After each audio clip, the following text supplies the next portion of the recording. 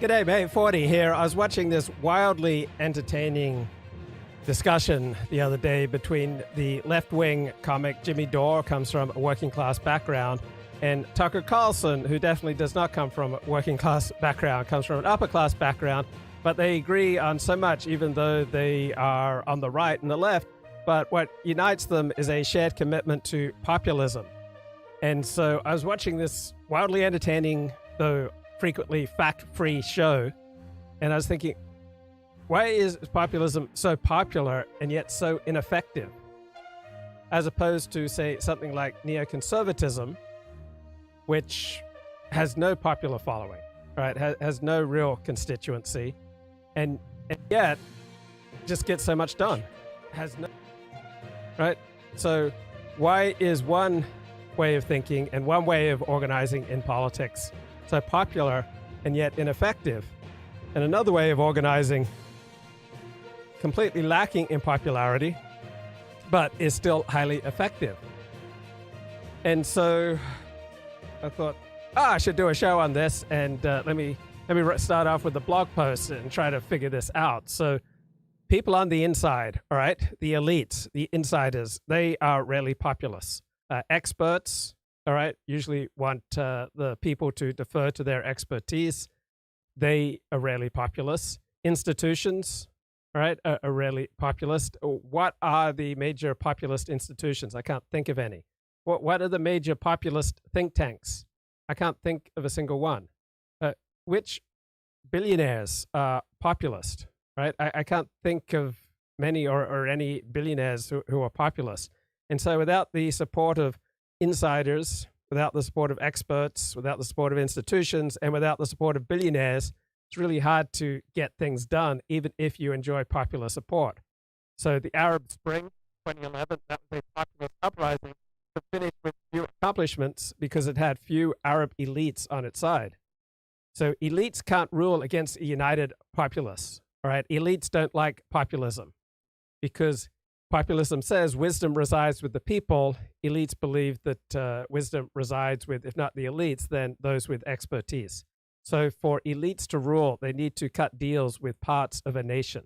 And a united nation, all right, is not going to be easy to cut deals with. So the more divided the nation, the more effective the elites are with ruling that nation. So the Democratic Party in the United States, for example, it operates by cutting deals with the top of society, the elite, and the bottom of society, basically against the middle. So I was thinking about these lofty issues while watching a wildly entertaining conversation between Tucker Carlson and Jimmy Dore. It's on the right. But I mean, Nikki Haley's donors, but they're also Chuck Schumer's donors. And those people are all cool with that. That our government, using our money in our name, would murder a guy because he dared to embarrass them by uncovering actual crimes that they committed. And everyone knows this, and no one has a problem with it. And none of that is speculation. It's all been proven. And Mike Pompeo was confirmed. All right, talking about Mike Pompeo, talking about assassinating Julian Assange. Confronted with the fact that he discussed at CIA as its director murdering Julian Assange, and his response was, anybody who leaked that information is guilty of a crime because you violated our classification laws. Really? What about the guy who was discussing on public property as a public official murdering somebody using federal funds? That's not a crime? Are you freaking like, it's too crazy for me. I can't deal with it. So once I started to learn more about that, I was like, I'm just going over there. And I love his wife, as Stella's as I know, I'm sure you know her, but just really a smart and humane and just decent, good. I guess, does Julian Assange have a wife? Is that who he's talking about? Person. And it just bothered me so much that I literally and I didn't have a job. I was like, okay, I'm not doing anything. So it takes 5 hours to get there. I just flew over and went to see him. And it was worse than I imagined. And, you know, they did the same playbook they did to Julian Assange, they did to Russell Brand, right? So as soon as you start to tell the truth. Oh, of course. Oh, I know. So they called him a rapist. They said Julian Assange was a rapist. Okay, so the investigation into Russell Brand began, years before it finally went public. All right, it wasn't some top-down operation by elites trying to squelch a populist voice. That's the first thing they did. And of course, it took years for that to go away. But now, the lie has power. And so people still think of him as a rapist or a creep or something like that. And and then they did it. You see him do it to Russell Brand. As soon as Russell Brand reached 6 million subscribers on YouTube and was telling the truth about everything, just like you are, they went after him with that same thing. By the way, the stuff that the idea that Tucker Carlson and Russell Brand are just telling the truth about everything. I mean, come on. I mean, no matter how much you like Tucker and how much you like Russell Brand, that's a completely ludicrous assertion. Was not new. It wasn't women who came to the police complaining about him, or even came to the newspapers complaining about him. It was the newspapers who went and had to fight. They talked to every person in his past and tried to get them to say stuff about him. And then they wrote a sensational hit piece, which is what it was, sensational. And they tracked down women who seem to have some legitimate complaints about Russell Brand, whether or not he's committed a crime. Right? No criminal charges have been filed against Russell Brand, but he's a public figure who is very public about some of his out there behavior. And this investigation, Channel 4 documentary and Times of London investigation, just added more details to a story that Russell Brand has told on many occasions. Absolutely no charges filed against Russell Brand. There's nothing. I know. And everybody, and so somehow immediately YouTube goes, well, we have to take his funding away. And so that's what YouTube did. They tried to take it. They did. They took his advertising away. Although I'm sure they still run ads on it, but they just don't give any money to him. Yeah, businesses don't like to place ads against public figures who are accused in a credible fashion by multiple women of committing some, heinous sexual crime such as rape. So I don't think this is some mysterious top-down elite conspiracy against truth tellers. All right, this was an understandable reaction by a business, YouTube, that wants to make money, recognizes that advertisers don't want to run advertising against someone who's credibly charged with committing rape. But I went to go see Russell too, who I love and know pretty well, on that same trip because I wanted to see how he was doing. And I was reminded that, by the way, none of the women, assuming they exist, who accused him were named. So media organizations hear an allegation of a crime, but they only name the accused, but not the accuser. So it's like which is totally wrong. I mean, it's completely immoral. You've been accused of robbing a bank. Which bank, you ask? I'm not going to tell you. But you're a bank robber. I mean, it's like, but by the way, this is the playbook. I read this today. I'm writing a piece about Julian Assange. So in 2017, his real sin was embarrassing the CIA by revealing the existence of the surveillance program that surveilled a bunch of foreign heads of state, et cetera, et cetera. And Assange, by the way, withheld a lot of the information because he asked the CIA, look, I don't want to get anybody killed. So here's what I'm about to put on WikiLeaks. Tell me if any of it is too far. They wouldn't respond. Anyway, but the CIA found the guy they believed leaked that information to WikiLeaks, and they charged him with that crime, imperiling American national security. A jury did not convict him of that. But guess what happened next? He got busted for kiddie porn. Can you believe it? The guy who offended the CIA turned out to be like a huge kiddie porn guy. They found it all in his computer, amazingly. And he's in prison now, and he'll be there for the rest of his life. There is a remarkable connection between there's an overlap between the following sets. People who love kiddie porn and people who offend the regime. Have you ever noticed that? It's amazing. And it's enough almost to keep me off the internet at this point, because they're not going to get me on, I've been married to the same girl for 30 years. I don't drink. So I don't know how they're going to get me. It's not going to be on that stuff. So I'm just not going to my computer. That way they can never say I'm a kiddie porn guy. Well, they could definitely get me on that stuff. Okay, look, this is wildly entertaining. I mean, that's funny, and there may be something to it. I mean, Scott Ritter, convicted, right, of child pornography, anti-regime guy. So I think this is an excellent example of populist discourse, and also an excellent example of why populists don't seem to get anything done. Because while they're incredibly entertaining and it feels good to listen to them, they just don't seem that effective. So I put populism into Google. All right, I want to be very precise here. First result, I think, came from Oxford Dictionary. Political approach that strives to appeal to ordinary people who feel that their concerns are disregarded by the elites. And according to Wikipedia, populism is a range of political stances that emphasize the idea of the people and often juxtapose this group with the elite. It is associated with anti-establishment and anti-political sentiment, term developed in the late 19th century, being applied to various politicians, parties, and movements since that time, often as a pejorative. So one approach to populism is the ideational approach. This defines populism as an ideology that presents the people as a morally good force and contrasts them against the elite, were portrayed as corrupt and self-serving. Now, I am not populist, but I'm not anti-populist. I'm not pro-elite or anti-elite. I recognize that sometimes the populists are right, sometimes the elites are right, sometimes the establishment is right, and sometimes establishment critics are right. I don't side with elites, populists, any one group, right? Populists differ in how the people are defined, but it's frequently done along class, ethnic, and national lines. The elite tend to be portrayed as corrupt and self-serving. So I don't think that the elite are any more likely to be corrupt and self-serving than the ordinary person. I don't think plumbers are more or less likely to be corrupt and self-serving than rabbis, than priests, than billionaires, than people who run hedge funds or multimedia companies.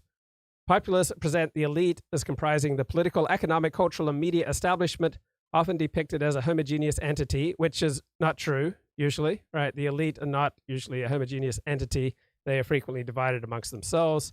And Donald Trump was able to recruit some elites to his side, which is how he was able to get some things done in office, right? And elites are accused of placing their own interests and the interests of other groups, such as large corporations, foreign countries, or immigrants above the interests of the people. Well, sometimes some elites do this, and often we're all tend towards being highly self-serving, whether we are paralegals, whether we are landscapers, whether we are insurance brokers, all right, whatever our position in society, right, we all tend to be self-serving. So another approach, populism, is associated with many different ideologies such as nationalism, liberalism, or socialism. So populists can be nationalists, populists can be liberals, populists can be socialists, but the further left you go, all right, then the more anti-populist and the more you get belief in rule by experts. So communism is essentially a belief in rule by experts. We'll get the 5-year economic plan, we'll have this top-down economic planning, all right? So more left you go, the more you believe in rule by experts. The further right you go, the more you believe in hierarchy. All right, so you believe that there are different groups with different gifts, different roles to play in society. So that there's something of a commonality between going to the farther right and the farther left. The more you believe in either rule by experts on the left, or you believe in a society dominated by hierarchy. So populists can be located around the right-left political spectrum. So there's left-wing populism, right-wing populism. So in popular discourse, in the news media, populism is usually used pejoratively. It's used synonymously, often with demagogy, to describe politicians who present simplistic answers to complex questions in a highly emotional manner. It is associated with political opportunism. So politicians who seek to please voters without higher rational consideration as the best course of action, they're frequently demeaned as populists. And populism is essentially a revolt against the way society is being run at the moment. And here's a good little consensus establishment perspective on populism coming from Ted. Populism asks the right questions, does not provide a ready-made set of answers. That's Christopher Lasch. In the mid-1970s, after decades of political turmoil, Greece finally seemed to be on the path to stability. With the introduction of a new constitution and negotiations underway to enter European institutions, many analysts expected Greek politics to follow the pattern of the larger Western world. Then, in 1981, a political party called PASOK came to power. Its charismatic leader, Andreas Papandreou, railed against the new constitution and accused those in power of national betrayal. All right, so this is a form of populism coming from the left. Opposing Greece's membership in NATO and the European Economic Community, Papandreou promised to govern for the betterment of the common people above all else. He famously declared, "There are no institutions, only the people exist." Papandreou's rise to power isn't a unique story. In many democratic countries around the world, charismatic leaders vilify political opponents, disparage institutions, and claim the mantle of the people. Some critics label this approach as authoritarian or fascist, and many argue that these leaders are using emotions to manipulate and deceive voters. But whether or not this style of politics is ethical, it's certainly democratic, and it goes by the name of populism. The term populism has been around since ancient Rome and has... So we hear a lot about we're losing our democracy, and one of the ways that we're often told that we're losing our democracy is through populism, which seems bizarre. Like, how could a movement that represents the popular will of the majority of the people be anti-democratic? But that is a common part of elite discourse and mainstream media discourse. And there's an excellent book about it, came out in 2022 by Emily Finley, called The Ideology of Democratism. So democratism is the belief that democracy is real or genuine only to the degree that it reflects some idealized conception of the popular will, a popular will that has been trained and educated and essentially abides by the teachings of our elite. So the president of Freedom House holds to this democratist conception of democracy when he declares that popular majorities are a threat to democracy. So majority rule is often called a threat to democracy, which seems strange. But this video that I'm playing will better understand why majority rule is often described as anti-democratic. Has its roots in the Latin word populus, meaning the people. But since then, populism has been used to describe dozens of political movements, often with counterintuitive and sometimes contradictory goals. Populist movements have rebelled against monarchies, monopolies, and a wide variety of powerful institutions. It's not possible to cover the full history of this term here. Instead, we're focusing on one specific type of populism, the kind that describes Papandreou's administration and numerous other governments over the last 70 years, modern populism. But to understand how political theorists define this phenomenon, we first need to explore what it's responding to.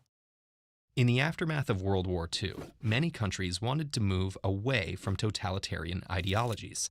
They sought a new political system that prioritized individual and social rights, aimed at political consensus, and respected the rule of law. As a result, most Western nations adopted a long-standing form of government called liberal democracy. In this context, liberal doesn't refer to any political party, but... Okay, so this is an excellent primer. All right, so in the 17th century, you had the 30 Years' War, where Protestant Germany and Catholic Germany went to war against each other. It was a brutal conflict. And as a reaction to that, European nations tried to remove the religious from the realm of politics to try to reduce the possibility for religious wars. And then after World War II, elites tried to remove nationalism and racial identification, in addition to religion, out of the realm of politics. So you have this growing consensus movement by European elites to take more and more of life and remove it from the realm of the political, to remove it from the realm that you can vote over and contest things within a democracy. Rather, a type of democracy that has three essential components. First, liberal democracies accept that society is full of many, often cross-cutting divisions that generate conflict. So liberal democracy is a self-contradictory term. Liberalism means that we're all born with certain inalienable rights that cannot be taken away by the majority of the people. And democracy obviously means that the will of the people is what determines what happens in society. The will of the people, through its elected representatives, all right, gets to create a society and pass rules based on what the majority of the population wants. So liberalism, that we've all got inalienable rights, and democracy are really at odds. Second, it requires that society's many factions seek common ground across those divisions. Finally, liberal democracies rely on the rule of law. Okay, seek common ground. That's a euphemism for rule of experts, and we're going to take increasing parts of life outside the realm of the political, such as religious, racial, and national identification. Law and the protection of minority rights, as specified in constitutions and legal statutes. Taken together. So the rule of law is being used here as ruling elites within the legal realm, right? They have the authority to rule illegal, right, populist referenda and political opinions and political decisions, reached through democratic processes can be ruled, illegal or can be rendered ineffective, right, if legal elites decide that's what we need to do. These ideals propose that tolerance and institutions that protect us from intolerance are the bedrock of a functional and diverse democratic society. Liberal democracies helped bring stability to the nations that adopted them, but like any system of government, they didn't solve everything. Among other issues, an ever-increasing wealth gap led to underserved communities who distrusted both their wealthy neighbors and their political leaders. In some cases, political corruption further damaged the public's trust. Growing suspicion and resentment around these politicians primed citizens to look for a new kind of leader who would challenge established institutions and put the needs of the people first. In many ways, this reaction highlights democracy in action. If the majority of a population feels their interests are underrepresented, they can elect leaders to change that using existing democratic systems. But this is where assertive modern populist candidates can subvert democracy. Modern populists identify themselves as embodying the will of the people. Okay, so to subvert democracy can mean a majority rule, because majority rule might overturn many legal precedents or elite privileges. So subverting democracy is just hilarious to think about it being used as a term of opprobrium for what the majority of the population might support. And they place those interests above the institutions that protect individual and social rights. Okay, so when the mainstream media talks about our democracy, they're really talking about protecting our institutions and the elite who operate them. Modern populists argue these institutions are run by a self-serving ruling minority who seek to control the vast majority of virtuous common people. As a result, politics is no longer about seeking compromise and consensus through tolerant democratic institutions. Instead, these leaders seek to overturn what they see as a broken system. So for much of Australia's political history over the past 50 years, for example, the topic of immigration has, by consensus between the major political parties, been taken away from political discourse. It's not something that you can vote on. The major parties in Australia have traditionally agreed not to campaign on the issue of immigration. It's an example of taking more of life and removing it from the realm of the political and instead handing it over to elite rule. This means that where a liberal democracy has the utmost respect for institutions like courtrooms, free press, and national constitutions, modern populists disparage. Okay, it has respect for those institutions, all right, the courts and the free press and the Constitution, so long as it aligns with what the dominant liberal left consensus believes to be true. So Roe v. Wade was a complete overturning of the U.S. Constitution. Civil rights legislation was an overturning of the U.S. Constitution. And when there's some court ruling that they don't like, such as overturning Roe v. Wade, they're no longer nearly so on board with the rule of law, free press, and the Constitution. All right, they're on board with all these things when it aligns with what the liberal left elite who dominate most of our institutions, what they regard as the good and the true. Any establishment that disagrees with the so-called common will. Modern populist parties have arisen in many places, but the leaders of these movements are remarkably similar. They're often charismatic individuals who identify themselves as embodying the will of the people.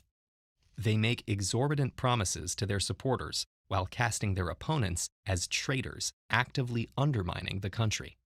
But whether these politicians are sincere believers or manipulative opportunists, the dynamics they unleash can be profoundly destabilizing for liberal democracy. Even when modern populist leaders don't follow through with their most extreme promises, their impact on political discourse, the rule of law, and public trust can long outlast their time in office. Okay, Jan says, Luke, have you covered any of the National Justice Party collapse?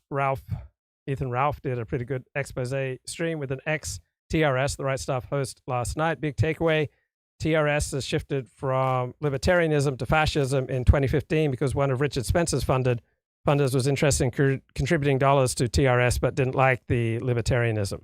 So without knowing anything about the particulars of the latest controversy or breakaway or dissolution of the National Justice Party, these types of parties attract antisocial people, and antisocial people can't hang together and work together effectively for very long.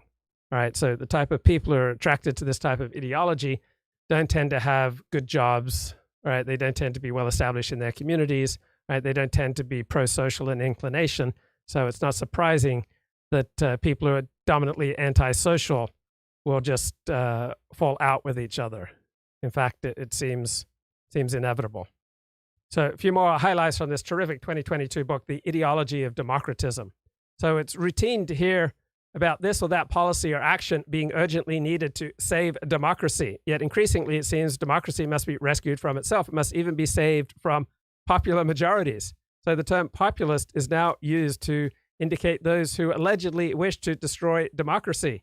Right? Populists, as you just heard, are often derided as authoritarians or fascist. So this democratist ideology has created the framework for this perplexing phenomenon, equating populism with what would seem to be its opposite, authoritarianism. So the editors of the recent Oxford Handbook of Deliberative Democracy, 2018, bemoaned the global ascendancy of post-truth politics and the rise of populist leaders.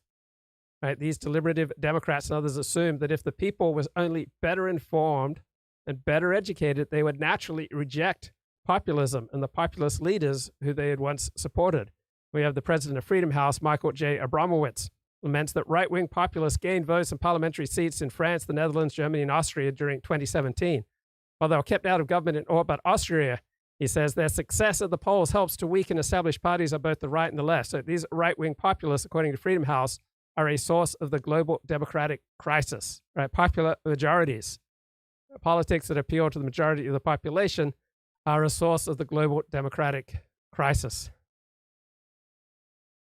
So neoconservatism, on the other hand, enjoys no popular support, but is incredibly effective. Why? Right. The first result in Google for defining neoconservatism states a political ideology characterized by an emphasis on free market capitalism and an interventionist American foreign policy. So I think of neoconservatism as an ideology that promotes the use of American force to make the world safe for Israel.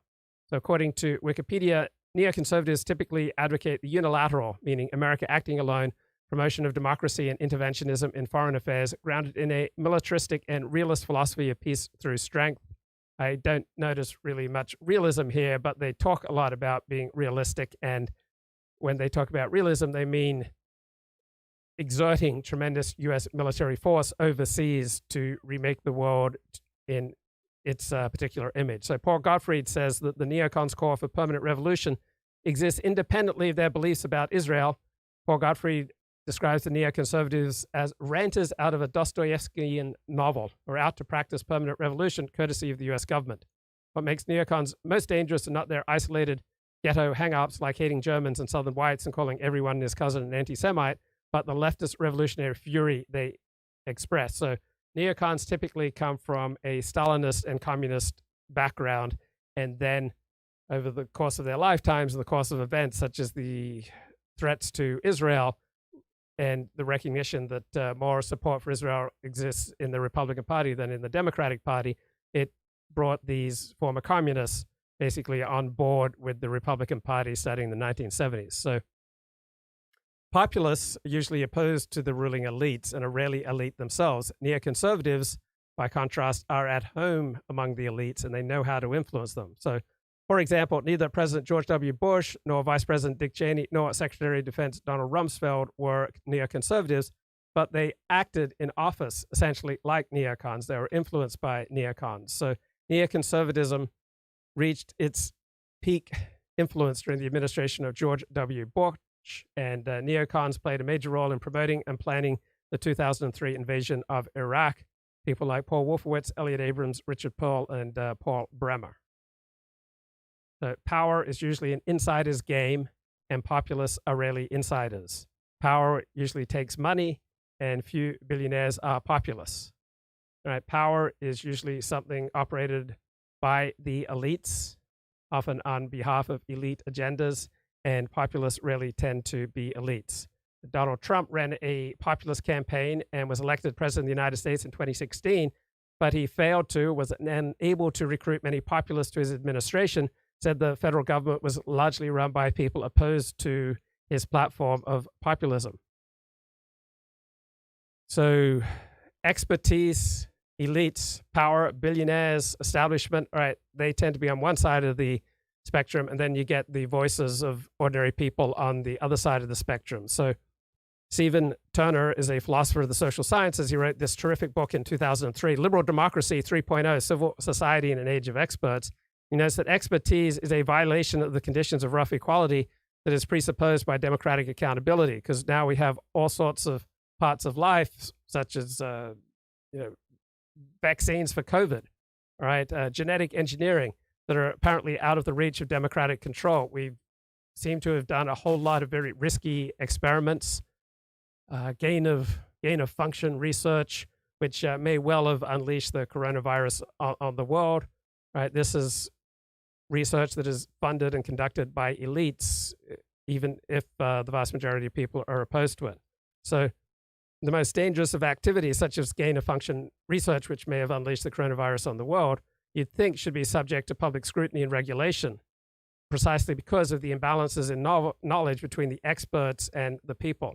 So we are faced with the dilemma of capitulation to rule by experts, or the alternative is democratic rule that is populist, that says that the people have wisdom, even when the people are ignorant, and even when the people operate on the basis of fear and rumor. The socialist idea is inherently anti-populist. It's hostile to the notion that the people can rule with their untutored preferences, and that the ordinary people should decide what law should be enacted. So the traditional idea of socialism is that elites should rule.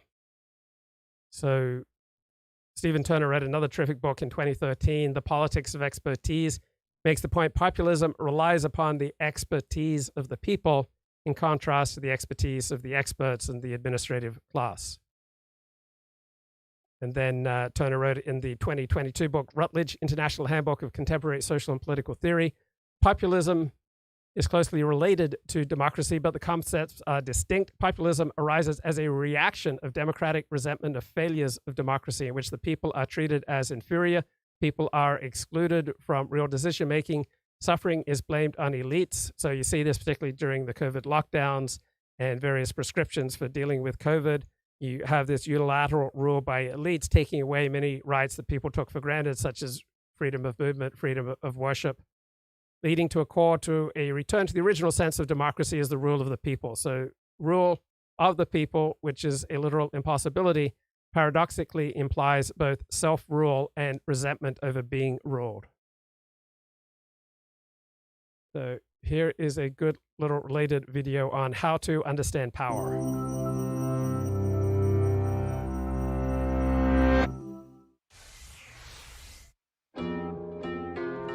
Okay, get to it, guys. Every day of your life, you move through systems of power that other people made. Do you sense them? Do you understand power? Do you realize why it matters?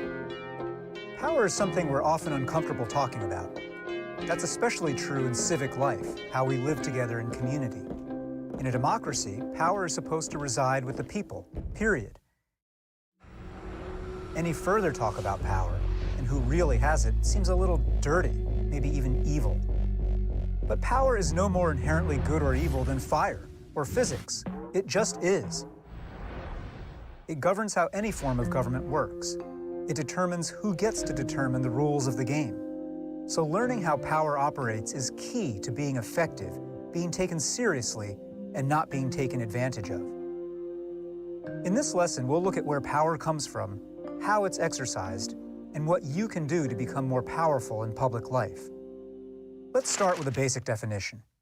Power is the ability to make others do what you would have them do. Of course, this plays out in all arenas of life, from family to the workplace to our relationships. Our focus is on the civic arena, where power means getting a community to make the choices and to take the actions that you want. There are 6 main sources of civic power: First, there's physical force and a capacity for violence. Control of the means of force, whether in the police or a militia, is power at its most primal. A second core source of power is wealth. Money creates the ability to buy results and to buy. Right. So populists rarely control the police. They rarely control military, and they rarely control financial resources. They really control institutions, NGOs. They really control places like Harvard and Columbia University. I had a question from the chat. Has he been charged with anything? I think you referred to Julian Assange. I'm not sure he has been charged with anything. He's in prison in England.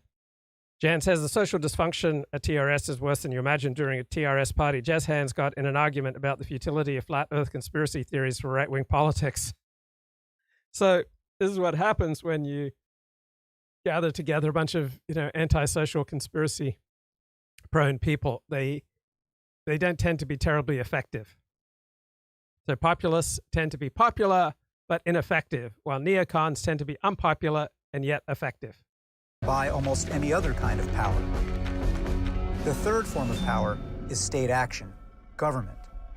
This is the use of law and bureaucracy to compel people to do or not do certain things. In a democracy, for example, we the people theoretically give government its power through elections. In a dictatorship, state power emerges from the threat of force, not the consent of the governed. The fourth type of power is social norms, or what other people think is okay. Norms don't have the centralized machinery of government. They operate in a softer way, peer-to-peer. But they can certainly make people change behavior and even change laws. Think about how norms around marriage equality today are evolving. The fifth form of power is ideas. An idea, individual liberty, say, or racial equality, can generate boundless amounts of power if it motivates enough people to change their thinking and actions. And so the sixth source of power is numbers, lots of humans. A vocal mass of people creates power by expressing collective intensity of interest and by asserting legitimacy. Think of the Arab Spring or the rise of the Tea Party. Okay, so the Arab Spring, all right, swept the Arab world in 2011, but what concrete results did it achieve? Almost nothing, because it lacked elite support. Had the rise of the Tea Party, didn't get much done in terms of results, but did pave the way for the Donald Trump presidency, which got a few things done. A significant reduction in immigration, for example. And for the first time, we had a president in, 20 years who did not get us into any new foreign wars. Crowds count.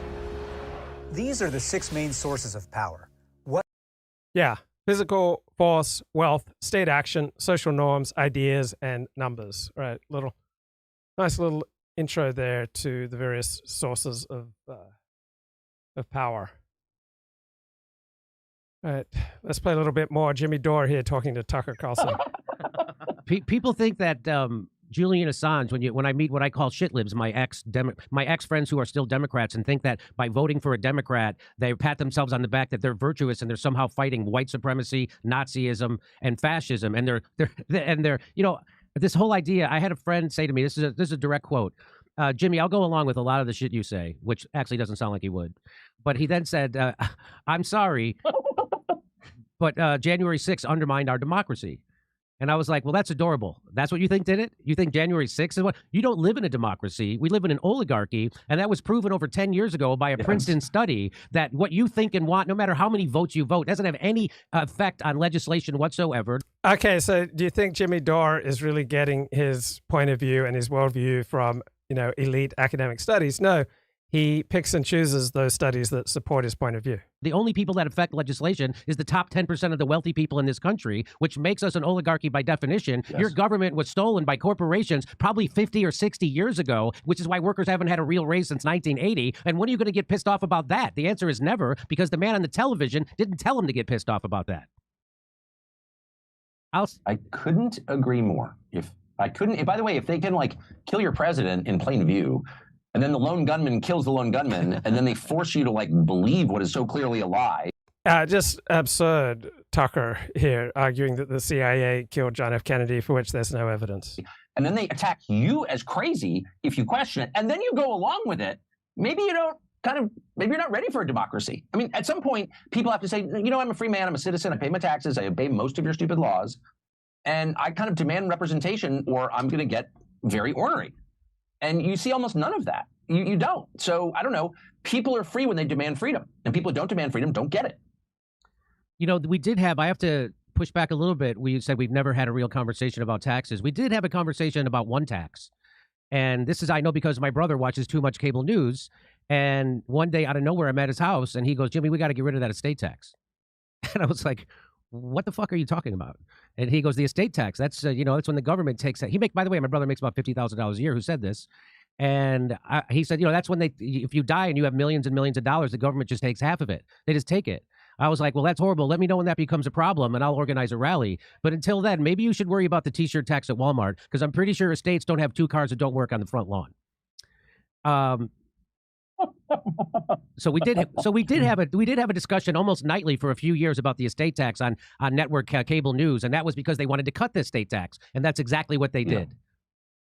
But it's kind of been overtaken by events, that debate. It's an interesting debate, and I agree. I would love to hear that debate. Any debate about economics is a good debate as far as I'm concerned. Any debate. And I'm very open-minded, so convince me. But that specific debate is kind of moot now because really rich people, if you've got, some family business or whatever, it's a real issue. But if you're a billionaire, it's not an issue at all because you use our nonprofit system to shield your money. Right? It's all about.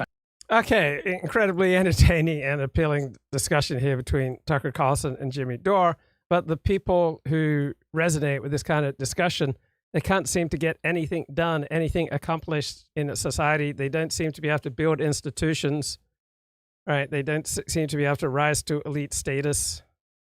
Why is that? Why are populists so popular but so hapless, so ineffective?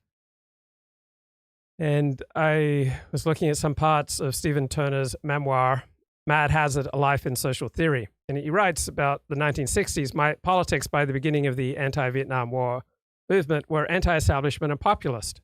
The war, as we know from the reporting of Cy Hirsch, was a Kennedy concoction run by Harvard elites like George Bundy, thought nothing of throwing away the lives of young people who are not of their kind under the supervision of the inept William Westmoreland, lying about their successes, failing to take the opportunities that they were given to end the slaughter. This was a class war as well as a generational war. Class war because the elites were at elite universities and were able to skip the draft. And Turner notes, my instincts were populist, not in tune with the times during the 60s and later, when there was still faith in the efficacy of government programs based on the assumed technical experience and implemented by massive bureaucracies. So it used to be assumed that if we just had really smart people operating government programs, that we could effectively declare war on North Vietnam, effectively declare war on poverty, effectively declare war on drugs, and the really smart people who are running government bureaucracies would be able to get things done. I think we're probably a little more skeptical these days, all right? It seems that anytime we declare war on something, we end up losing. In 2021, Stephen Turner read an essay called Ideology of Anti-Populism and the Administrative State. So he notes that the people, the state, and the experts form an unstable triad, and relating to the three in a coherent way, either institutionally or theoretically, is not possible. So what you get is essentially a coalition between the state and the experts, and the people frequently are left out in the cold. So populism is a belief in the virtue of the people. So a populist says, someone who thinks people are basically right more often than the expert. And so progressivism was to be an alliance of experts and aroused people.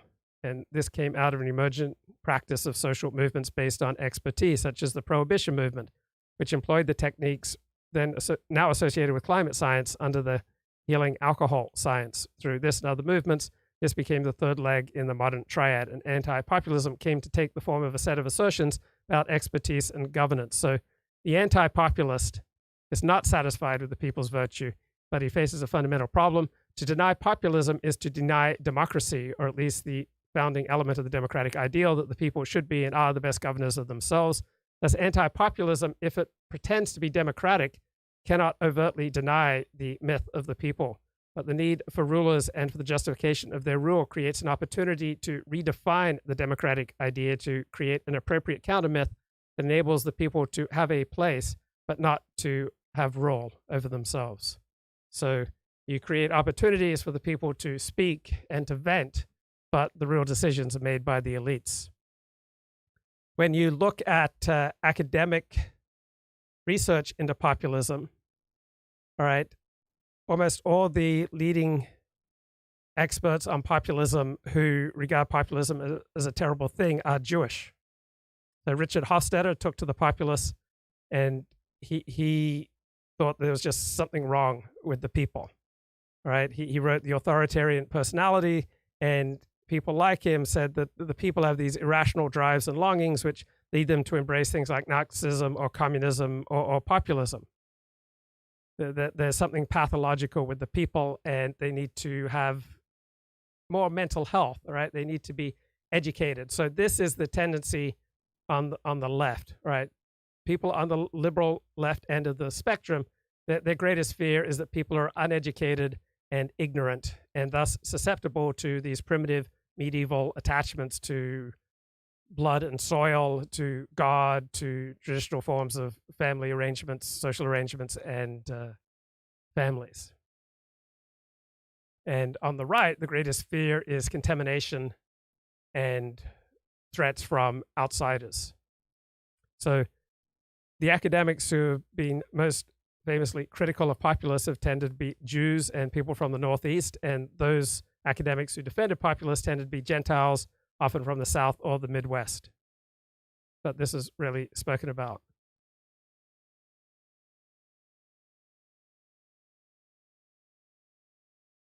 So perhaps one reason populism doesn't get much done in the United States is that Jews tend to instinctively fear populism, because Jews have not tended to be terribly popular, and Jews have survived over the centuries in Europe by making deals with elites like the kings or the nobles or whoever has the power. And so there is an instinctive Jewish skepticism and fear of populism.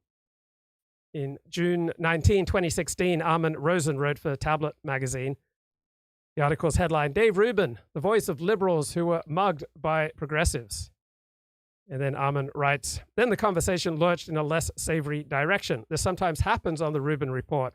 Given some of the riskier guests that Dave Rubin has hosted since his show launched in August of 2015, people like English Defense League founder and anti-immigration activist Tommy Robinson, or pro-Trump author and Twitter pugilist Mike Cernovich." So what exactly makes Mike Cernovich a risky guest for a podcast? Right? The real reason that Cernovich is seen as a risky guest is that he is a threat to the hero systems of people like Armin Rosen. Right? Can you imagine a normal right-winger saying anybody is a risky guest for a podcast? Right? Right-wing people don't tend to talk and think that way. They don't tend to be afraid of anyone's ideas. It's only on the left that certain people are considered risky guests for a podcast. And the risk is to whom? The risk is to a particular dominant liberal left hero system. So, for example, the stronger the Japanese identify as Japanese, the more likely they are to have negative views of outsiders. The stronger the Australian gets in his Australian identity, the more likely he is to have negative views of outsiders. So I was a Seventh-day Adventist growing up in Australia, and Seventh-day Adventists were considered very much outside the Australian realm of what is normal. And so there are a lot of negative views about Seventh-day Adventists in Australia compared to in America. Stronger a Muslim gets in his Muslim identity, the more likely he is to have negative views of non-Muslims. Stronger a black person gets in his black identity, such as Nation of Islam, more likely is to have negative views of non-blacks. So the stronger the person gets in his racial, national, religious identity, the more likely he is, if he's not Jewish, to dislike Jews, and the more likely he'll be to organize around that view and to take action on it. So when people like Armin Rosen says guests like Mike Cernovich and Tommy Robinson are risky, he's implicitly recognizing that populism and nationalism are often an easy sell to Goyim, because they naturally incline to strong racial or national identities or religious identities, and these are likely to be anti-Jewish. Jewish survival and prosperity in the West has usually been based on cutting deals with elites. Elites cannot rule on their own. Elites need a divided society, and then they make deals with segments of society. The Jews have rarely been popular. Organized Jewry has frequently cut deals with elites such as kings, nobles, and other parts of the ruling class. In exchange for protection, Jews will contribute money and other resources to the rulers. But always under the surface, you have these populist, nationalist, anti-Jewish sentiments just busting to get out. These anti-Jewish sentiments tend to be strongest in corporate countries such as Muslim, Catholic, and East Asian countries, and they tend to be weakest in individualist Protestant countries like the United States, England, and Australia. Foundations, as you noted at the outset. So I'm kind of wondering, like, what is the point of a, quote, nonprofit? I mean, nonprofits, if you really think about it, NGOs, whatever you call them, kind of define our country. They have more power than the Congress. I'm not sure they're working always for the public good. And they don't have to pay any taxes at all, which makes them twice as powerful as everyone else. So why do we have that system? I don't understand. How about a system where everybody pays the same tax rate, everybody, okay? Keep it low, and rich people can't get out of it. I mean, it's just a thought. And if I work at a company, you pay taxes. If I work at a church, I pay taxes. I'm pro-church. I like church, okay? But I don't see why churches shouldn't have to pay taxes. If the people who go to the church support it, that's good, right? They can tithe more. There's nothing wrong with that. I'm totally happy with that. And I just think the nonprofit thing is one of the biggest scams I've ever seen. Why does Harvard have billions and billions and billions of dollars in its endowment and it's still charging $100,000 a year to go there? So, like, who's benefiting from this? Like, it doesn't, not that you'd ever go to Harvard or want to, but and many colleges are this way. Like, why are they paying no money? I'd love to hear a debate on that. You drive down Hollywood Boulevard and it's filled with Scientology buildings and some of the most expensive real estate in Los Angeles, and they not have to pay any taxes because L. Ron Hubbard is a nonprofit, so he's a religion. He's a religion somehow. Yes, and they got that by suborning the IRS commissioner under Bill Clinton. And I'll never forget when that happened. And I ran into that guy at the TSA line in National Airport right after he made that decision to make Scientology a, quote, religion under U.S. tax law. And I did not have the balls to ask him. I stood right next to him in this TSA line. Fred Goldberg, I think his name was. And I want to say, you really gave tax-exempt status to L. Ron Hubbard? But it was one of those great moments in my life that I wasted through cowardice. AIPAC had not the Jewish lobbying group, but the Pacific lobbying Hey, group, Elliot, what's going on, man? Pacific countries. Blessings, Luke. Sorry. Hold on a second. Let me no worries. So I know that you've gone to a sports bar, so I was just it's football. It's football season, and so I found this tiki bar next to me, and there goes Elliot. Doggone it. Have we lost him? Okay. Hold on a second. Sorry, bro. God. Are you there? Yeah, go ahead. I don't know what happened. I must have hit something on my cheek. So this tiki bar, football in the afternoon. So I'm just trying to, get out and about, meet people, So I go to the bar, I sit down at the bar, watch a football game. And like immediately, within 5 minutes of sitting down, like these barfly types come through the door, and they just sort of make a beeline for me. It was kind of amazing. I don't know why. I sort of kind of give off this vibe of being ready to chit chat or something. So anyway, so I get to talking, and this guy just starts spilling his guts to me. Like within minutes of meeting me, they're like all over the place, their whole bio, everything about them, what they like to do, what they like to eat, all this kind of stuff. And I'm just sitting there trying to like maintain this, maintain a face that sort of conveys interest, or internally I'm thinking, when is this going to end? Like, when is this tedium going to end? It's normal life doesn't just give me the dopamine that Twitter does. This is a real problem. Do you find this with you? Like normie conversations, do they grind you down? Well, yeah, many conversations I find boring and I get out of. I'm not sure. I'll have to think more. But why weren't you able to relate to this guy? I don't know. He just seemed to be. He wanted his whole worldview seemed to be like about his consumption choices and the consumption choices he makes and why he likes them, versus others. Which I have no idea which consumption choices. So he's talking about the restaurants he likes to go to, the foods he likes to eat, the things he likes to cook at home. Hang on, Elliot. I just got to put you on pause because Colin's just got a few minutes. Right. So if you'll excuse me, I'll call back later. Come back in later. Right. Colin, what's going on with the National Justice Party? Okay. Yeah. Colin? Hello, Luke. Yes. Hello. What's going on with the NJP? Well, I think what's going on with the NJP is the inevitable. It was always a bit of a grift. It wasn't a serious party. It wasn't going to appeal to enough normal people. And the pool of donations was going to rapidly shrink as the initial excitement evaporated. And they were all going to start tearing chunks out of each other. And I think that's what we're seeing now. Right. So it's a collection of antisocial people, and this was inevitable. Well, in a way, they were social people. I mean, they had their own little society. They had their own little kind of cult group. But I think the problem is that they started to kind of eat each other in a way. They're like rats in a barrel. After a while, they start to feed on each other. Okay. And I want to get your big picture perspective on Russia's invasion of Ukraine. Where does this conflict stand in your estimate? Yeah, well, I think you have to look at it in terms of ideology, and the ideology that Russia needs to continue fighting this war is the ideology that is currently established in a place like North Korea. And then you have to ask yourselves: are the Russian people, including the elites and the more populist stir-ins, are they ready to head in that direction? And my guess is that they are probably not ready to head in that direction. So if the pressure is maintained on Russia, I think Russia will definitely break. Who's winning right now? Is it the West or Russia?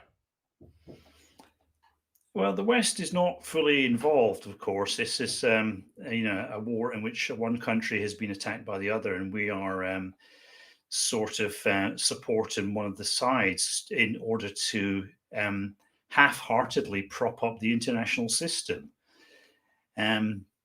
So it's really a question of of a dysfunctional global system, which we're not fully committed to.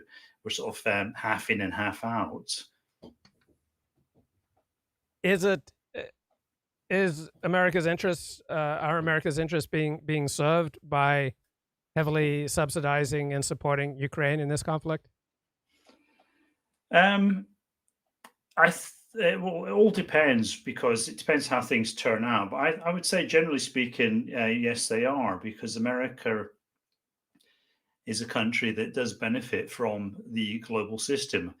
But America is not the only country. I think almost every single country in the world benefits from a global system, because once you remove the global system, then you get into a kind of free-for-all. And then you have countries that fancy their chances taking on other countries. And then very quickly, that's going to escalate into all sorts of pointless, intractable wars. So we all kind of benefit from a global system. Of course, you might take the alt-right, the alternative alt-right view that war is a good thing because it makes men harder and tougher and stronger, and it creates more militaristic and disciplined and traditionalist societies, blah, blah, blah. But of course, a lot of people get killed in the process. And if Russia gets its way, what would that look like, and what would be the repercussions? Well, it's kind of hard to see Russia entirely getting its way, because if Russia gets its way temporarily in terms of scoring a temporary victory over the Ukraine, that doesn't really mean that Russia has reached a kind of stable point, because that just reinforces Putin's grip on power, and that just makes Russia more toxic. So Russia has to sort of come back to the rest of the world by going through Putin. So Russia will win when it kind of gets rid of Putin, I think. So you're saying that replacements for Putin would not have similar designs on at least parts of Ukraine? Uh, Possibly they would, but the thing is, like, Putin had a certain amount of credibility. He was somebody that Western leaders could meet, and of course they frequently did. People could sit down with him. They could phone him up. They could do deals. Macron, Merkel, all these people used to frequently discuss things with Putin and reach various kinds of agreements. And, he was taken at his word. And I think he's kind of like blown that credibility. So it's very, very difficult for Russia under Putin to sort of make any kind of stable arrangements with the rest of the world. And that's going to be a real handicap to the Russian government. Now, if there was some sort of, Putin suddenly got ill or decided to step down for whatever reason, and a new guy was put in, the new guy would have a certain amount of credibility because he was a new guy. He hadn't so blatantly kind of broken his word. He hadn't so blatantly lied. He could say that he wasn't involved in all the past misdeeds of Putin, like assassinating people in Western countries, spreading polonium about and Novichok and so on. And so it would be a kind of reset button. So that would be the reset button. So get rid of Putin is, to use that well-known phrase, the reset button.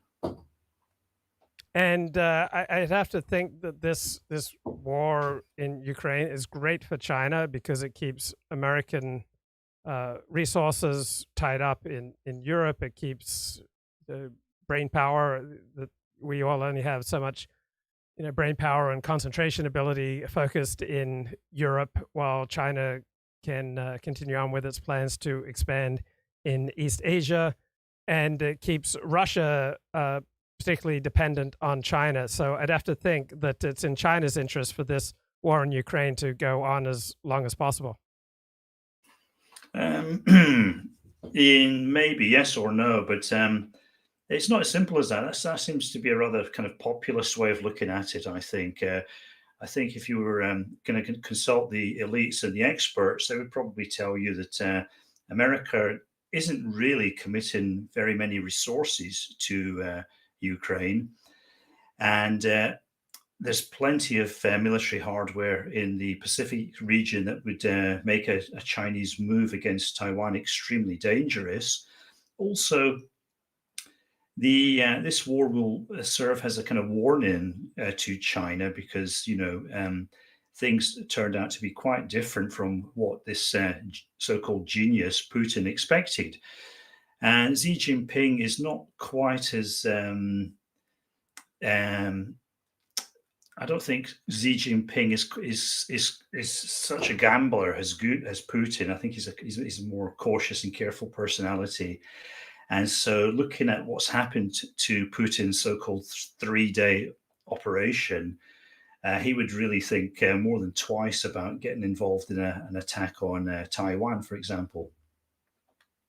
And it seems like the Biden administration is desperate to at least keep Ukraine propped up through the 2024 election, because if the Congress doesn't come through with support for Ukraine and Ukraine collapses, I expect that would be bad for Joe Biden's re-election chances. Does that seem right? Well, I don't think the Ukraine will collapse. I mean, because to collapse, you need to have something to collapse to. And the Russians have suffered very, very badly from this war, and they wouldn't be in a position to take over Ukraine if, even if they managed to pull off some fluke victory.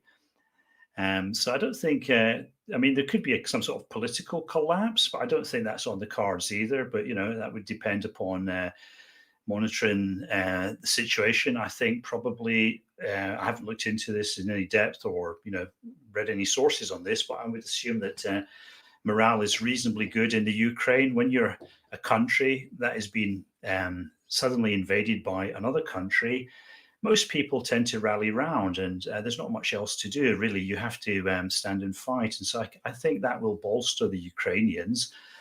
If there was going to be a political collapse, I think the Western deep states would probably have a forewarning of that, and they would be able to do something to sort of preempt it, because it would have to be an illegal operation, any political collapse. So I don't think that's on the cards. I think this is going to grind on. It's going to be a bit of a stalemate for a while.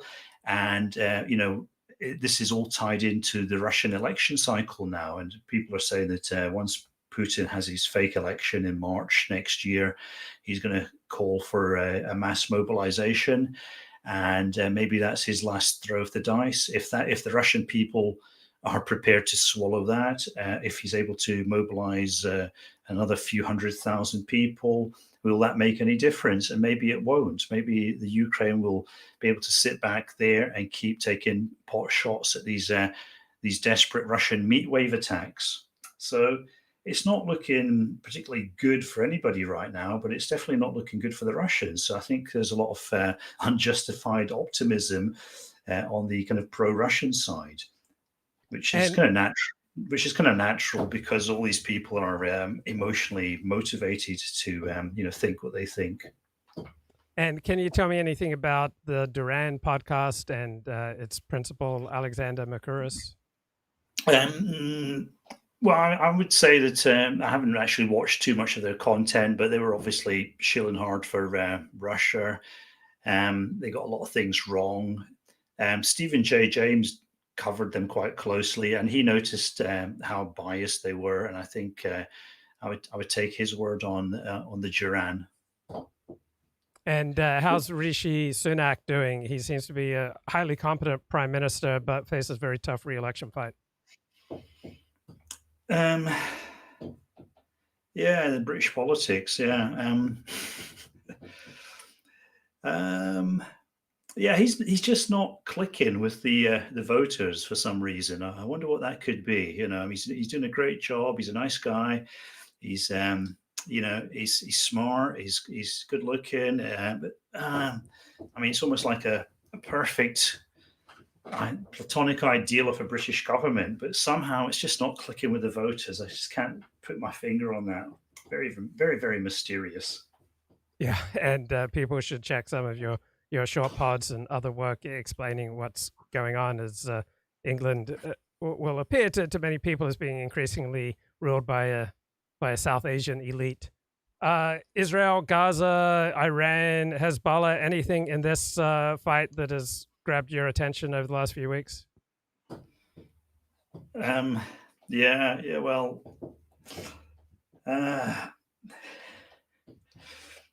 Well, I'm sort of very, concerned about the fate of the Gazans, as you can well imagine. And also, we have this problem about Israel, because I think Israel's kind of holding together at the moment. But before this Gazan war, or Palestinian war, I guess we should really call it, before this flared up, Israel was really falling apart in lots of ways. There was all sorts of schisms and divisions going on. People wanted to get rid of the Netanyahu government. The Netanyahu government wanted to fuck around with the constitution. And, of course, Bibi survives by patching together these increasingly weird-looking coalitions. So the war has kind of put Israeli politics on hold, I think, and it's quite interesting that happened, because it's almost like Hamas. Hamas had to just sit there and do nothing, and things would have probably gone in their direction. But rather than do that, they decided to launch this attack on Israel, and this has kind of kept the status quo in place. And at some point, though, that kind of Hamas effect is going to wear off, and then we're going to revert back to Israeli politics, and then there's quite a good chance that Bibi will be kicked out, and some sort of peace deal will probably be patched up, some sort of ceasefire, and then a peace deal, and there'll be a bit of rebuilding in Gaza. and there'll be the usual rubbish going on in the West Bank, and nothing really much will have changed, except maybe there'll be one or two more settlements in the West Bank. So this sort of gradual nibbling away kind of approach that Israel is employing. But it might swing the other way because if the Netanyahu government falls, another government might come in which might be willing to kind of look at the situation more radically and try to establish a permanent peace. But I think it's just generally going to be very, very hard in the long run, whatever happens, for Israel and the Palestinians to ever live in peace. And it's very, very hard for either the Palestinians or the Israelis to kind of finally resolve that in a kind of conclusive way. So I just think this is going to smolder on for the next few decades and become increasingly tedious for people who take an interest in it. Yeah, what'd you make of Joe Biden flying to Israel during a time of war? It just seemed like a bizarre choice. Not really, no. I mean, he's trying to, at that time, there was a genuine fear that this could escalate. A lot of people thought, with Israel doing a Dresden on Gaza, that it would bring in Hezbollah. And if Hezbollah came in, that would cause very, very serious problems for Israel. And then that would kick things off with the Iranians, because first of all, let's remember that Hezbollah is in a position to do quite a lot of harm to Israel, because Israel has, I believe Israel has quite a lot of gas out to sea. And so there's these drilling rigs or gas rigs which pump gas. And those are very easy to destroy targets if you have a lot of rockets. And also Israel has most of its water, drinking water, comes from desalination plants. And those can be located quite clearly and targeted. So Hezbollah could do quite a lot of damage to Israel. Israel would then blame that quite rightly on Iran. And Israel can do quite a lot of damage to Iran. So there was a real danger of this war escalated. And I think Joe Biden's first concern, and I guess he should be praised for this, was to get on top of the situation and keep a lid on things and just keep it between the two parties directly involved. And yeah, I think he was highly successful in doing that. But he doesn't seem to be getting much praise at the moment for doing that. Yeah. Okay, Colin, I know it's late for you. So was there anything else that you wanted to hit before you hang up? Oh, not this late. No, at this time of night, just want to hit the hay. So okay. Thanks, anyway, man. Nice talking. Yeah. Good Cheers, talking mate. to you. Cheers. Cheers. Talk to you later. Okay. Let's get some more Jimmy Dore. Xi Tucker Jinping Carlson. came to San Francisco a few weeks ago. And Yeah. all of a sudden, all the homeless people disappeared because Gavin Newsom decided he wanted to clean up San Francisco to impress Xi Jinping, the head of China. So what I've always suspected is that they want this homeless problem to be taking place. Like they could fix it like that. And that proved it. That proved it. That they could fix it like that. Just a couple of years ago in California, Gavin Newsom said that the state of California had a $40 billion surplus. That was a true thing. And so I've known that you could fix homelessness in the entire country for somewhere around $20 to $40 billion. And so why wouldn't he just take a couple of $1 billion and fix homelessness in his own state? And so it seems to me like the WEF and the handful of billionaires who run this country, who also run the global economy. So that's there's a scene from Network, that movie from 1974, where Ned Beatty says there are no countries, there's only companies and the global transfer of dollars. And so we're really living in that. And I think that there's and so the people in Congress and obviously the president they don't run things. They're taking orders. They're taking orders from the donor class, which is a handful of billionaires that run everything. And for some reason, they want to have an open border. They want to have us flooded with immigrants. I know why that is, but they want to keep homelessness. And there's plenty of theories why. One of them is because it's a fentanyl line. They can't go into the homeless encampments.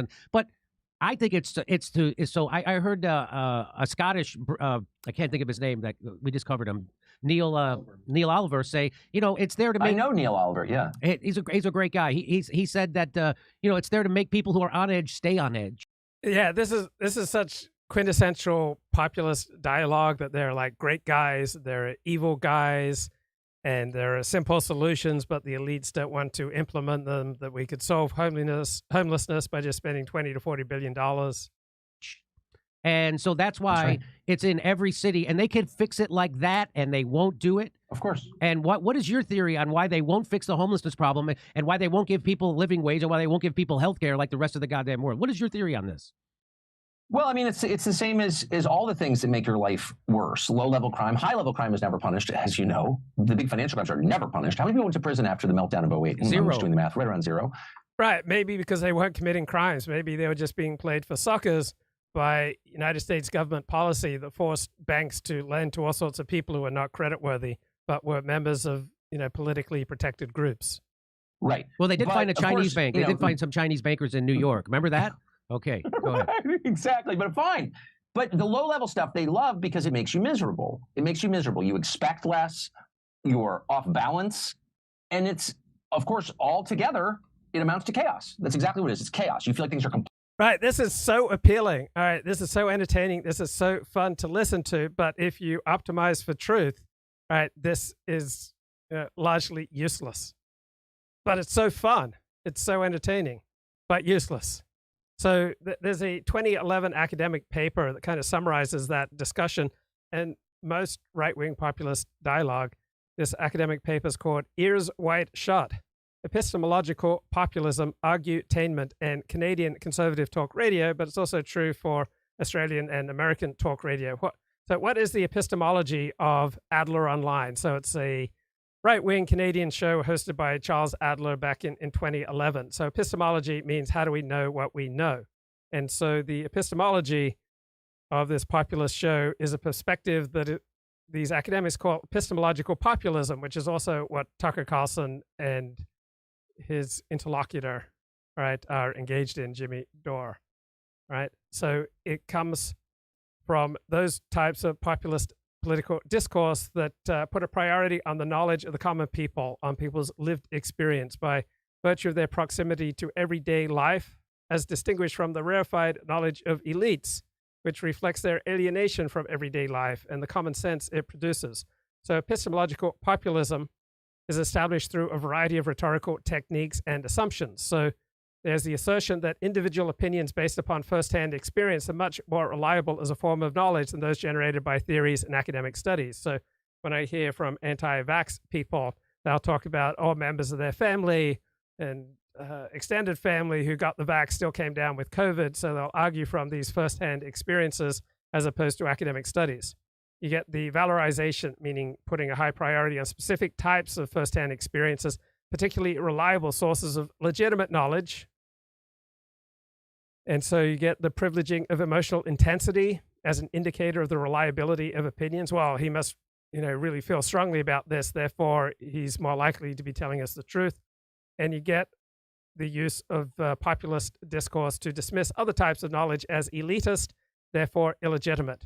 And then finally, you get the appeal to common sense as a discussion-ending trump card. So Charles Adler says, opinions that are armed with life experience, that's what we are looking for on this show. And this is one of the promotions that Adler Online used to go into commercial breaks. All right, this particular declaration offers an excellent entry point into our analysis of Adler Online's epistemological populism, as it definitely captures the program's unequivocal preference for political sentiments which emerge directly from the crucible, both ordinary and extraordinary experience at the individual level. So such individual experience is what lies at the core of common sense, which is consistently celebrated on the program as a counterpart to the excessively ideological, intellectual, or idealistic politics of those who lack grounding in the real world. And Charles Adler says, opinions are great, opinions are wonderful, but opinions armed with personal experience, all right, that's knowledge, man. Those opinions are a whole lot better. So knowledge that grows out of an individual's lived experience is knowledge that one can trust. So knowledge and experience become identical in this type of populist discourse. An individual's lived proximity to something becomes an index of their capacity to truly understand it, to truly care about it, to develop valid opinions about it, and to speak about it with authority. Conversely, the more abstract the form of knowledge and reasoning, the less rooted in concrete individual experience, the more such knowledge is to be regarded with suspicion, especially when their conclusions contradict the wisdom of common sense and practical everyday experience by the common people. Then you get a sorting of the type of guests, callers, and experiences through which the program legitimates certain opinions and knowledge, say, about crime, and reinforces this epistemological populism. So you won't get a lot of discussion of statistical crime rates. Instead, you'll get guests and callers serving up various anecdotes and common sense observations which function as theoretical generalizations while simultaneously disavowing their theoretical status. So has violent crime become a major problem in Canadian cities?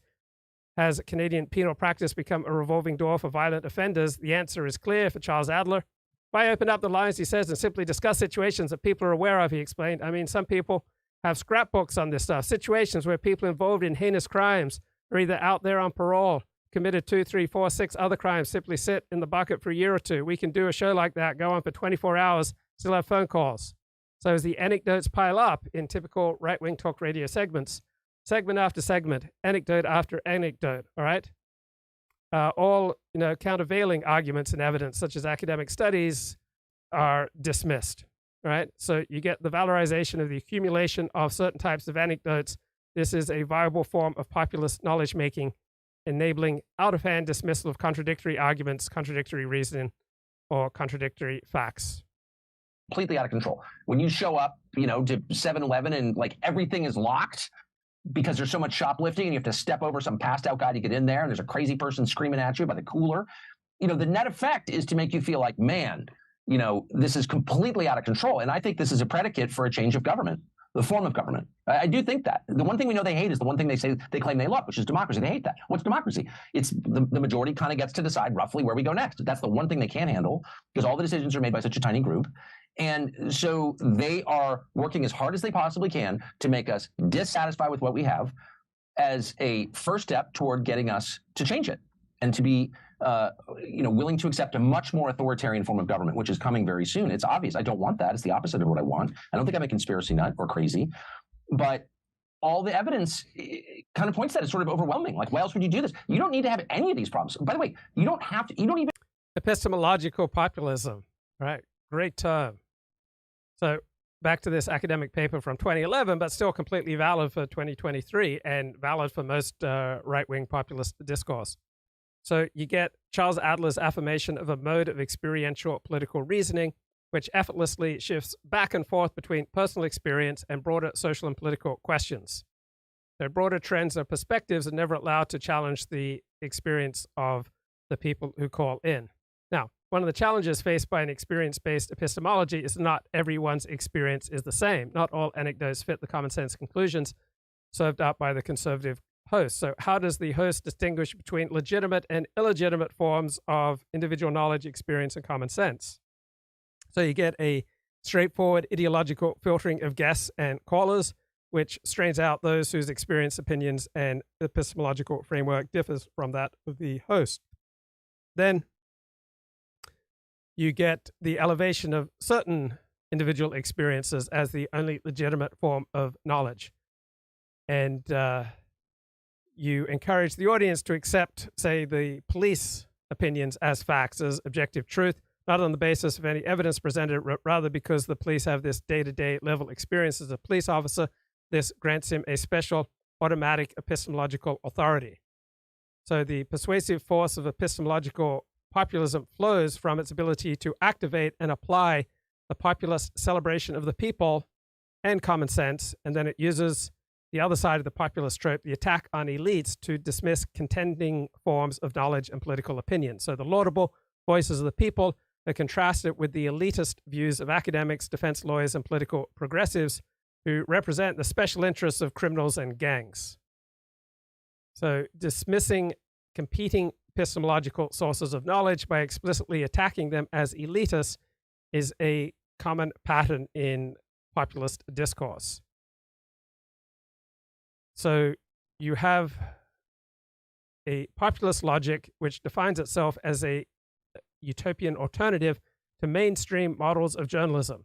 You've got a discourse that is really argutainment. So when Tucker Carlson talks to Jimmy Dore, it's wildly entertaining, right? And it justifies itself through its ability to speak to and represent the interests of the people, right? It defines what is good for the people. It moves effortlessly between the political and the market. So commercial success and the public good and the number of viewers are all fused together. So what people want in commercial terms is evidenced by market share and views. And what people need in political terms is represented as the same thing, a provocative and entertaining style of debate, blood sports, right? Defined as highly emotional, passionate, strongly opinionated, simple and brief and confrontational.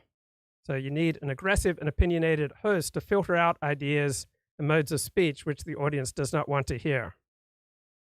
So you'll have the host celebrating this broadcast revolution. And you had Megyn Kelly and Tucker Carlson celebrating, live streaming as a broadcast revolution in which the antiquated conventions of journalism and the bland, empty rhetoric of public orations and academic discourse are swept aside in the interests of an energizing political discussion and debate. So we are invited to this energetic populist renewal of the public space, which public discussion and debate simulates what he imagines going on at kitchen tables and coffee shops of the nation. You get a frank, honest, confrontational exchange of opinion that is open to anyone who wants to join the conversation. And this is contrasted with the decayed, elitist forms of discourse that it seeks to replace, such as the academic and mainstream journalistic forms of speech.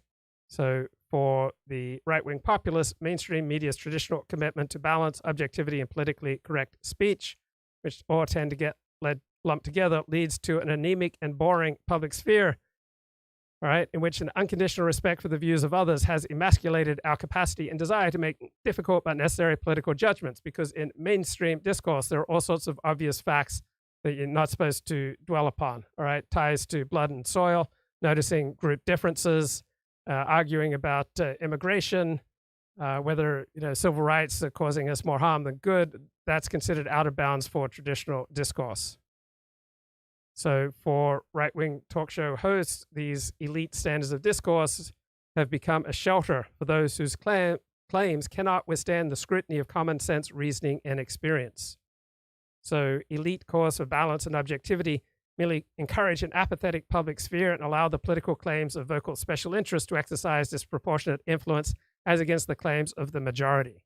So you get a style that is confrontational, aggressive, and highly passionate, and it's politically valuable because it shakes people free from an elite-induced apathy and ignorance induced by, say, pharmaceutical consumption, marijuana consumption, mainstream media consumption, right? It's left the people apathetic and ignorant, but we, in the right-wing populist discourse, we're going to wake people up by being passionate, aggressive, and confrontational. So for right-wing populists, the elite commitment to polite, non-confrontational, politically correct discourse stands in the way of open, honest, and frank discussions of social problems and how they should be addressed. So a willingness to violate PC conventions of cultural sensitivity becomes a sign of lucid and honest speech, as well as a sign of courage. And so usually right-wing hosts will congratulate themselves on their style, on having the fortitude to challenge political correctness in defense of the people's interests. And right-wing hosts will typically boast that their high ratings are a tribute to their bold, aggressive, and courageous style. So the populist genius of right-wing political discourse in talk radio and live streaming comes from its ability to portray the logic of commercialism, the number of views, right, treating political talk as entertainment, as a politically virtuous invigoration of democracy.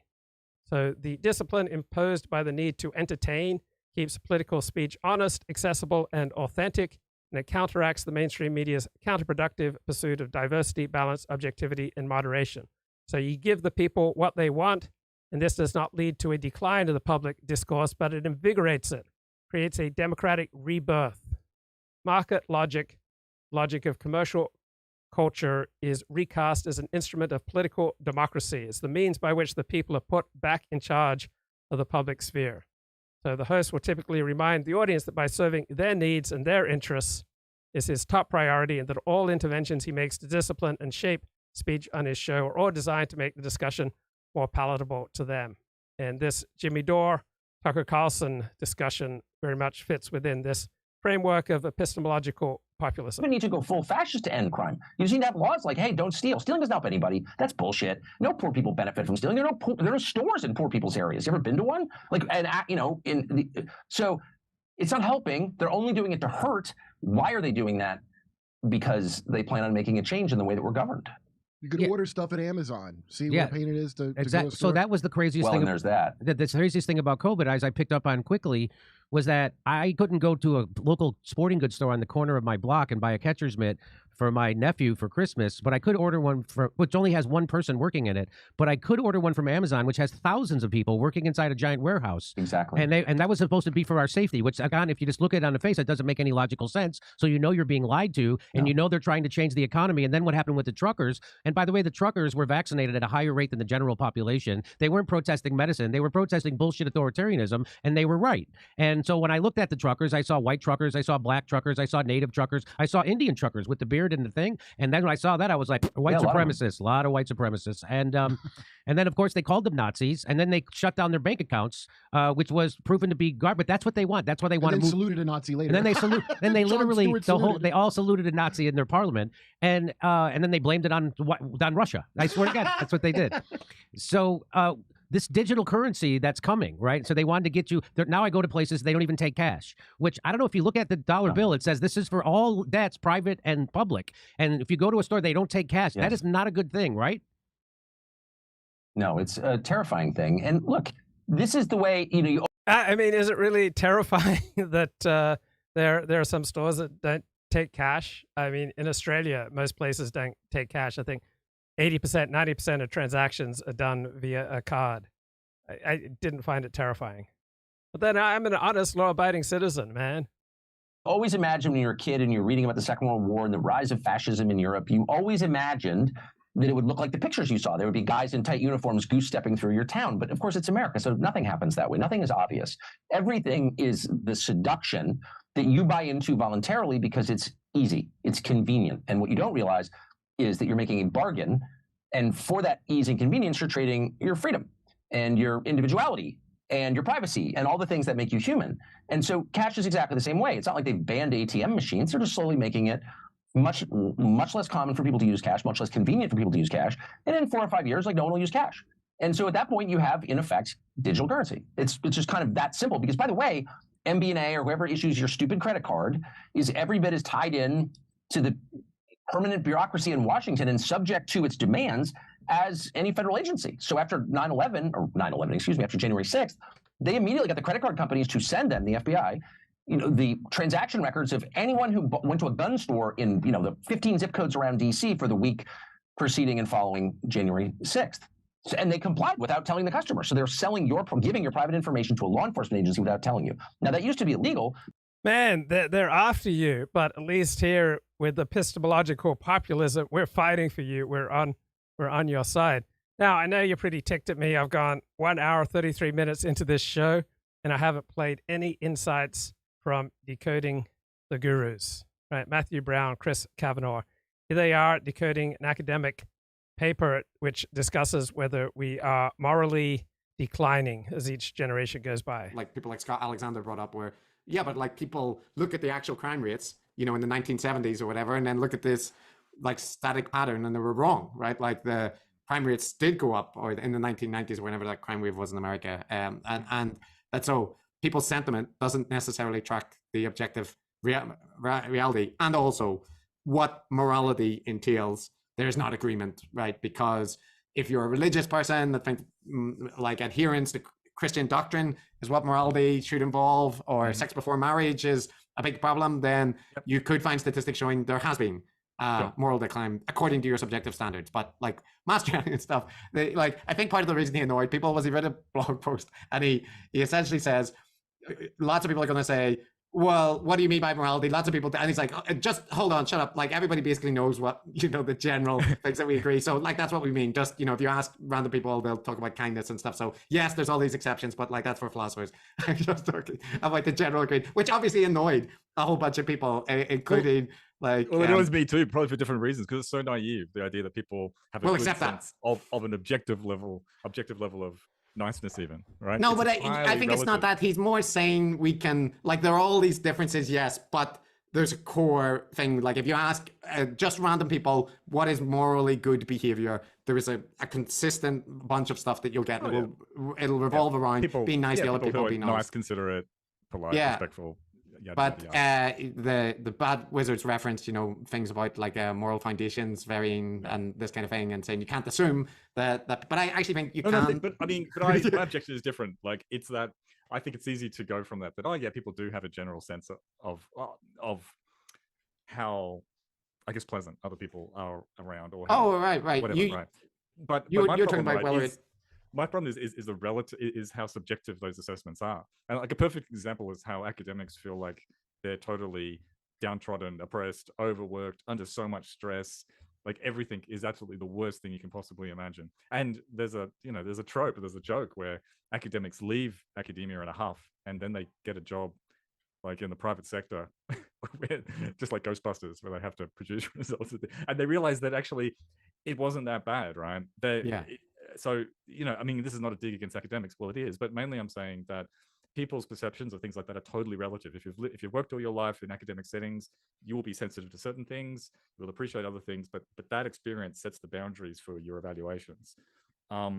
You don't have an objective sense of how well you're being treated, how nice people are to you, how considerate your boss is, and stuff like that, because you haven't had experience working in the construction industry, or picking fruit, or being an accountant, or a million other different things.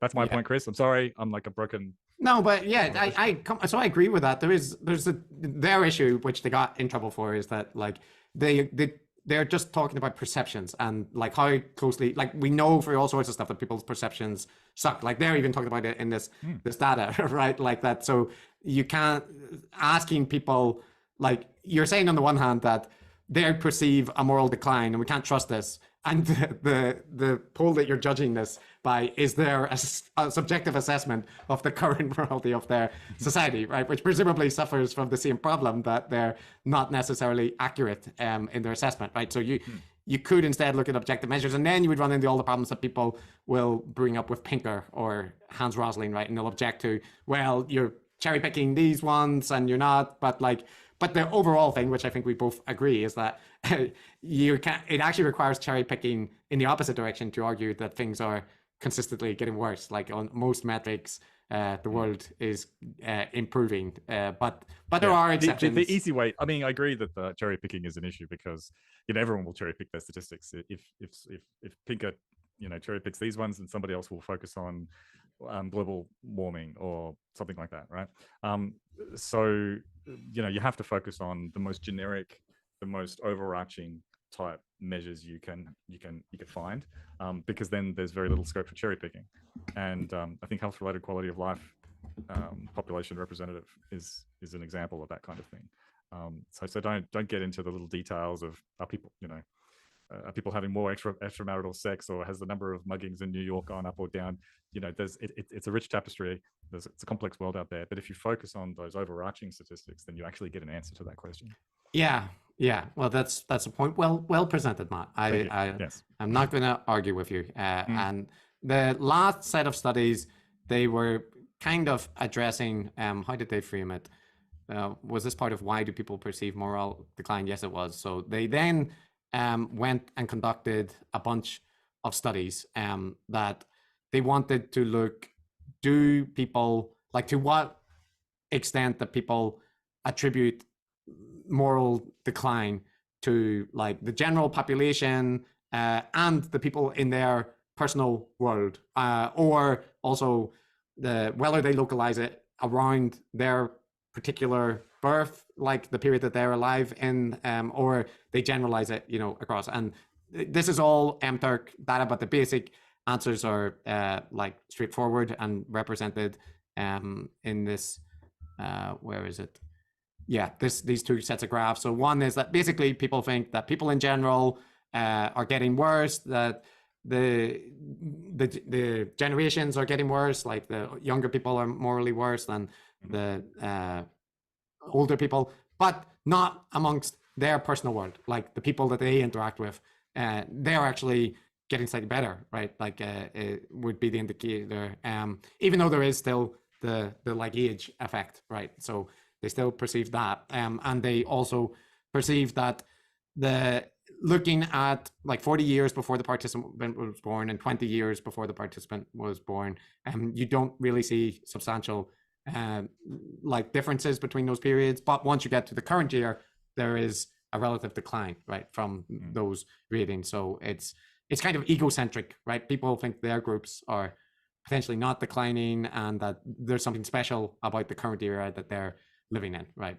So that's the general point that they want to make. And these have all the issues with like MTurk studies and the various ways that they measured it. But I also don't find this that hard to believe that like people are inconsistent on this matter and that they might like that society's going to hand the like hell in a handbasket, but my like general community is not that bad. But you know, in general, things are getting worse, right? And it could be right, could also be accurate that you live in some community which has been spared the decline of morality, but not everybody could be, because that wouldn't make sense, right? So right. I live in West Los Angeles, and I live primarily among Orthodox Jews, and most Orthodox Jews are virgins when they get married, right? Even though they're living in highly decadent cities, right, they're able to preserve a traditional moral way of life. It's extraordinary that Orthodox Jews living in West Los Angeles, on the Upper West Side of Manhattan, right, in Palm Beach, Florida, still majority of them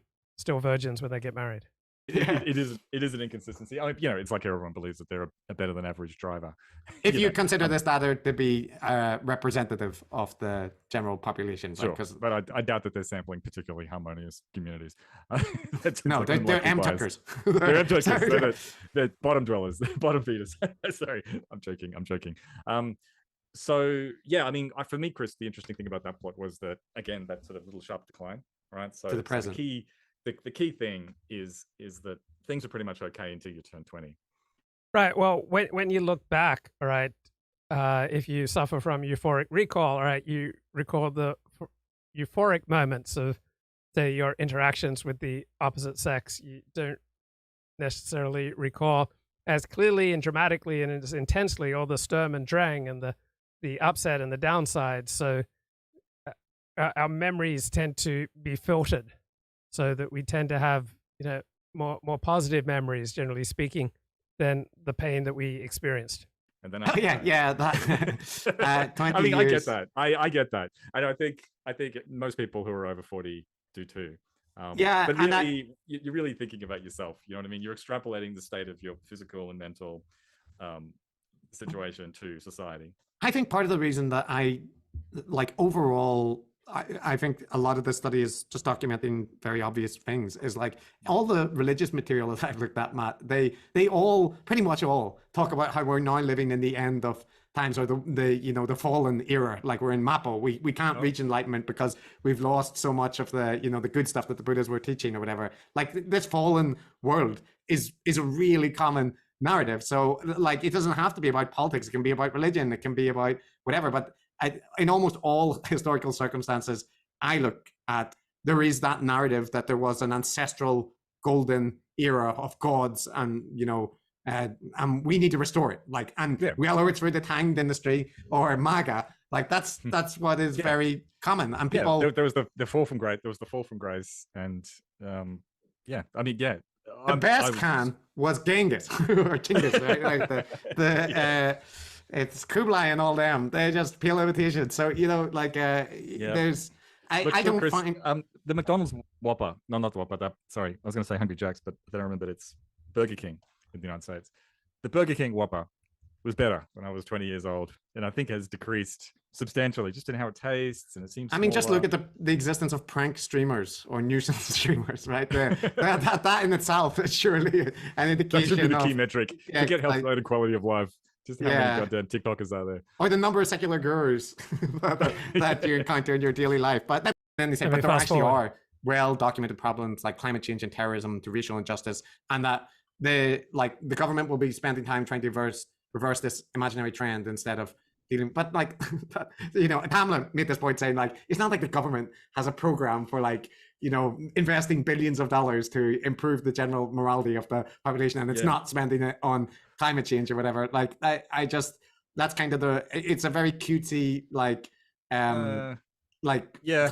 It's trying to say what's the implication of this. Well, this is very important because if we don't combat this illusion, people will prioritize the wrong policies, and I don't think that's the case. Like they'll just prioritize the wrong policies all the time anyway for a whole bunch of different reasons. Like regardless. Look, I read that bit. I remember reading that bit, and I guess I had a more charitable interpretation of what they meant, which is I kind of agree with them that I think it is a problem, right? That people have that people are wrong. Yes, yes, the people are wrong. But the implication of this, right, is that like when you believe that things are going to hell in a handbasket, then what it does is it makes you more open to radical changes, populism, basically, to do quite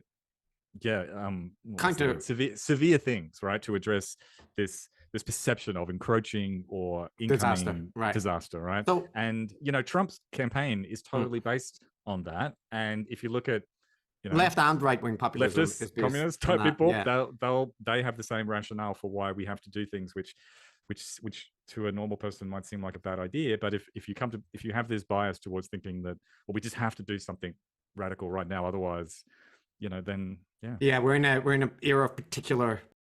Okay, John Mearsheimer just went on Unheard again. So hello and welcome to Unheard. I'm Freddie Sayers. Professor John Mearsheimer is one of the most famous international relations scholars in the world. He's known as being part of the realist school. We'll talk about what that means.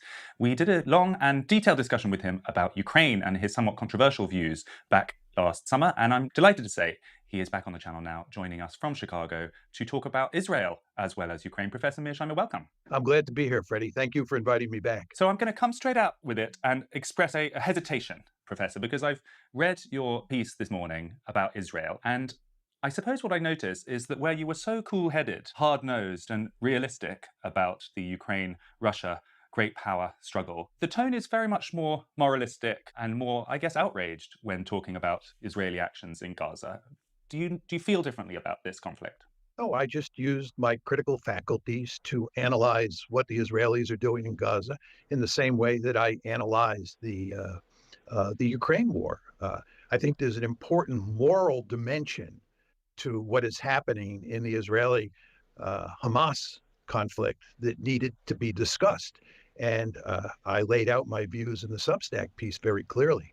But I didn't think that I was up on my high horse and I was preaching or anything of that sort. No, as I tried to make clear in the piece, I just want to be on the record with regard to what the Israelis are doing in Gaza, so that at some point down the road, when historians look back at what's happening, it's clear where I stood on the issue.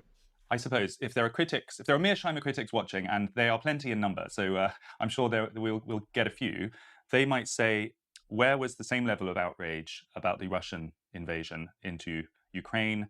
The details of the horrors there. If one was looking for humanitarian horrors, there were plenty of them in that example. Also, finding voices saying completely outrageous, inhuman things, that was also possible in that conflict. And then in this one, you could do the similar job, in fact, probably more effective on the Hamas side of this conflict. There are the horrors there, what took place on October the 7th, and some of the statements you can find from supporters of that side are also awful to comprehend and to witness, but you don't seem to be focusing on them so much. So if someone is criticizing you from that basis, how would you respond? You're basically saying that I can't focus on Israel and criticize Israel's behavior in Gaza because of atrocities that were committed in Ukraine and because of what happened on October 7th. Isn't that the case? I'm looking for a consistency of approach across these. And I guess I don't have to provide a consistency of approach. I'm focusing on what the Israelis are doing in Gaza.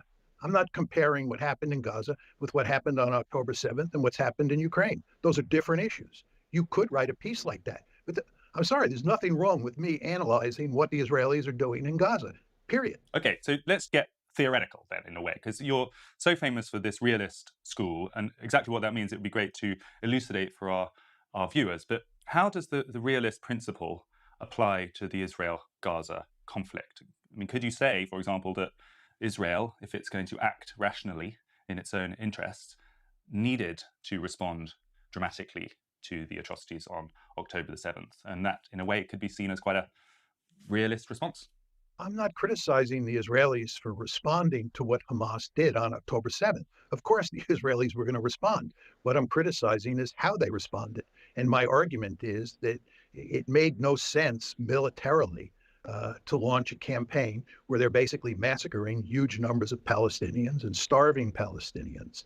There's no military utility to this. And from a moral point of view, it's abhorrent. Had you been in charge, or had Israel been listening to your advice, what would you have recommended as a better response? Well, I think there's no question that the Israelis, from their perspective, had to respond to what Hamas did on October 7th. But I don't think that they had to respond the way they have responded. And I think that their response could have been much more selective, and little emphasis should have been placed on punishing the civilian population. The emphasis should have been on going after Hamas, not going to great lengths to punish the Palestinian population in ways that we are watching now. And so, right, so we've got statistics coming out of Gaza, presumably from Hamas-controlled organizations, saying that 1% of the Gazan population has been killed in this conflict. So 1% of the American population would be 3.6 million people. So if indeed 1% of the Gazan population is being killed in this conflict, it's horrifying. Okay, that will do it for me for now. Take care.